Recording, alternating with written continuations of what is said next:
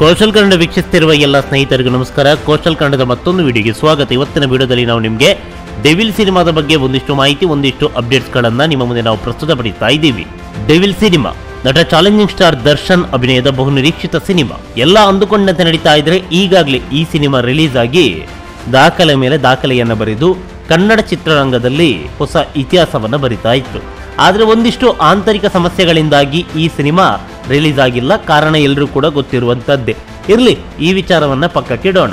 ಹೀಗಿರ್ಬೇಕಾದ್ರೆ ಮಿಲನ ಪ್ರಕಾಶ್ ನಿರ್ದೇಶನದ ಈ ಸಿನಿಮಾಗೆ ಇದೀಗ OTT ರೈಟ್ಸ್ಗೆ ಡಿಮ್ಯಾಂಡ್ ಸಿಕ್ಕಾಪಟ್ಟೆ ಜೋರಾಗಿದೆ ಅನ್ನುವ ಸುದ್ದಿ ಗಾಂಧಿನಗರದಲ್ಲಿ ಹರಿದಾಡ್ತಾ ಇದೆ.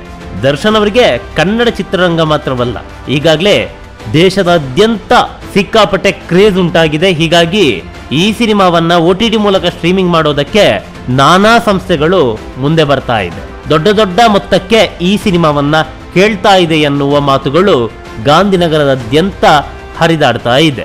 ಆದ್ರೆ ಮತ್ತೊಂದು ಮಾಹಿತಿಯ ಪ್ರಕಾರ ಈ ಬಗ್ಗೆ ಯಾವುದೇ ಮಾತುಕತೆ ನಡೆದಿಲ್ಲ ಅಂತ ಹೇಳಲಾಗ್ತಾ ಇದೆ. ಇನ್ನು ಈ ಸಿನಿಮಾದ ಟ್ರೈಲರ್ ಹಾಗೆ ಹಾಡುಗಳು ಹೊರಬಂದಿಲ್ಲ. ಸದ್ಯಕ್ಕೆ ಚಿತ್ರತಂಡ ಸಿನಿಮಾ ಮಾಡಿ ಮುಗಿಸುವ ಲೆಕ್ಕಾಚಾರದಲ್ಲಿದೆ.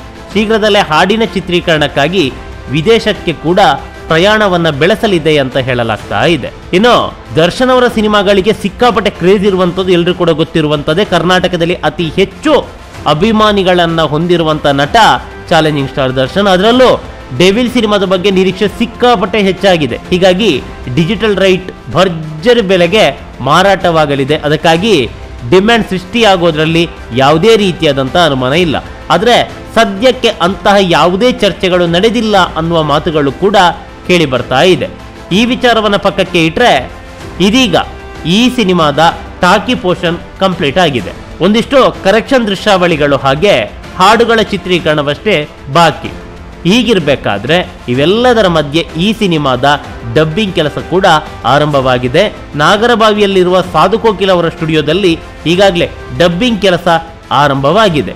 ಇನ್ನು ಈ ಸಿನಿಮಾಗೆ ಭರ್ಜರಿಯಾದಂಥ ಪ್ರಚಾರವನ್ನ ಮಾಡೋದಕ್ಕೆ ಚಿತ್ರತಂಡ ಮುಂದಾಗಿದೆ. ಒಂದಿಷ್ಟು ರೂಪುರೇಷೆಗಳನ್ನ ಹಾಕಲಾಗಿದೆ ಅಂತ ಹೇಳಲಾಗ್ತಾ ಇದೆ.